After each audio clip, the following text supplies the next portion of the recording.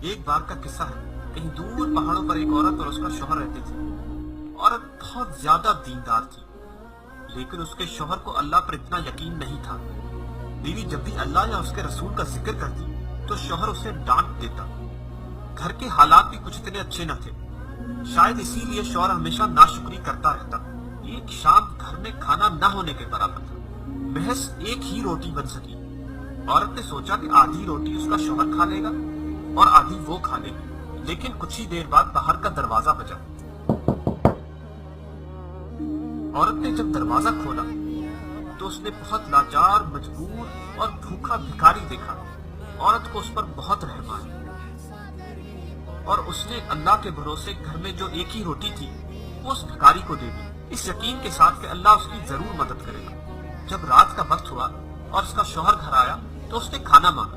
اس عورت نے بہت یقین، بہت بھروسے اور حوصلے کے ساتھ اپنے شوہر کو بتایا، گھر میں جتنا کھانا تھا میں نے بھکاری کو دے دیا، اس بھروسے کہ اللہ میری کسی نہ کسی طرح ضرور مدد کرے گا۔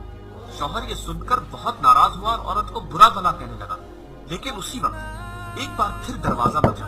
شوہر نے جب دروازہ کھولا تو اس نے دیکھا ایک شخص ہاتھ میں 18 روٹیاں پکڑے کھڑا تھا۔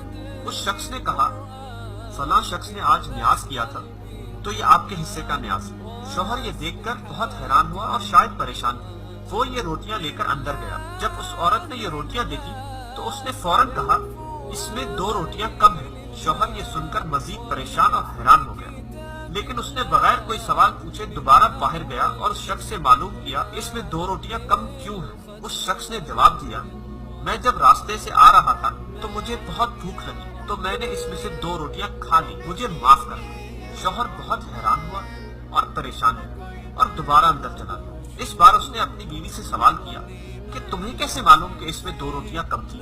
عورت نے بہت مسکراتے ہوئے کہا، میرے اللہ نے کہا ہے جو میری راہ میں خرچ کرے گا میں اس سے 20 گنا زیادہ عطا کروں گا۔ شوہر اپنی بیوی کا یہ جذبہ اور یقین دیکھ کر بہت حیران، بہت پریشان ہوا اور زار زار رونے لگا اور اللہ سے اپنے گناہوں کی معافی مانگنے لگا، اپنی ناشکری کی معافی مانگنے لگا۔ دوستو، اللہ پر یقین، اس پر بھروسہ اور تھوڑا سا صبر، بس یہی چیزیں ہیں جو ہمیں دنیا اور آخرت دونوں میں کامیاب کر سکتی ہیں۔ لہٰذا اللہ پر یقین کرتے رہیں اور صبر کرتے رہیں، انشاءاللہ وہ دلوں کے حال جانتا ہے، بے شک اللہ سب جانتا ہے۔ دوستو، کس طرح اس عورت کی اللہ نے اپنے غیب سے مدد کی، ہم کو بھی چاہیے کہ ہم اللہ پر بھروسہ رکھیں اور اس کی راہ میں خرچ کرتے رہیں۔ بے شک وہ جو وعدہ کرتا ہے اسے ضرور نبھاتا ہے۔